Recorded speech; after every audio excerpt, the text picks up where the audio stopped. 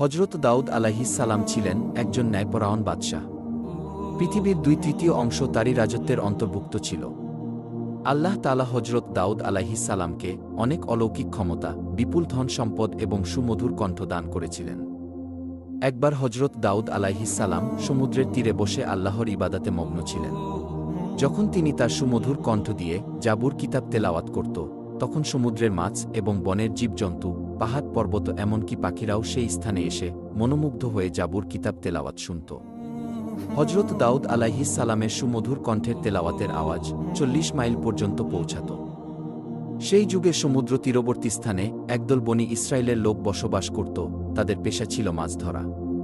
তারা সমুদ্র থেকে প্রতিদিন মাছ ধরে জীবিকা নির্বাহ করত। একদিন হজরত দাউদ আলাইহিস সালাম তার এবাদতখানায় বসেছিলেন। তখন আল্লাহ রব্বুল আলামিন এক গায়েবী আওয়াজের মাধ্যমে তাকে জানিয়ে দিলেন, হে দাউদ, তুমি তোমার উম্মতকে বলে দিও, তারা যেন শনিবার দিন ব্যবসা বাণিজ্য বন্ধ করে আল্লাহর এবাদত করে এবং মাছ ধরা থেকে বিরত থাকে।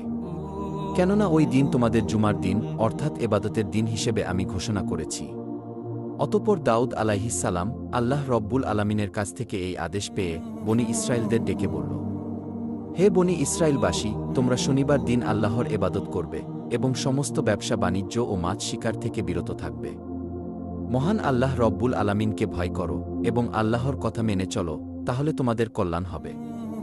এই কথা বলে হজরত দাউদ আলাইহিস সালাম সেখান থেকে চলে গেল। দেশের অধিকাংশ মানুষ হজরত দাউদ আলাইহিস সালামের উপদেশ যথাযথভাবে পালন করত, শরীয়তের আইন মেনে চলত এবং দেশের আইনের প্রতি শ্রদ্ধা রাখত। কিন্তু সমুদ্রের তীরবর্তী স্থানের একদল বনি ইসরায়েলের লোক, তারা প্রথম দিকে শরীয়তের আইন মেনে চলত, কিন্তু পরবর্তীকালে বিভিন্ন চালাকি পন্থা অবলম্বন করল। শনিবার দিন আল্লাহর এবাদত করার জন্য সবাই দলে দলে চলে গেল। কিন্তু বনি ইসরায়েলের কিছু সংখ্যক লোক এবাদতখানায় না গিয়ে লুকিয়ে লুকিয়ে সমুদ্রের তীরে গিয়ে হাজির হল। তারা দেখল শনিবার দিন সমুদ্রের তীরে প্রচুর পরিমাণে মাছ এসে আপনা আপনি ডাঙায় উঠে পড়েছে। এটা দেখে তাদের মনে মাছ ধরার লালসা জেগে উঠল। তারা বলতে লাগল, সপ্তাহের আর কোনো দিনই এমন মাছ দেখা যায় না, তাই শনিবার দিন আমাদের মাছ ধরা উচিত, তাহলে সপ্তাহের আর কোনো দিন মাছ ধরার দরকার হবে না। তখন অপর একজন বলল, কিন্তু কিভাবে? তারপর ওই ব্যক্তিটি বলল, সমুদ্রের এই তীরে আমরা বড় বড় কিছু কূপ তৈরি করব এবং সেগুলোতে জাল পেতে রাখব। পরের দিন এসে ওই মাছগুলো ধরে নিয়ে যাব। এই কথা বলার পর তারা বাড়ির দিকে রওনা করল। অতঃপর এই পরিকল্পনা অনুসারে তারা কাজ শুরু করল।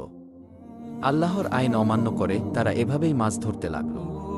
তারা দেখল আল্লাহর পক্ষ থেকে কোনো বিপদ আসেনি। তাই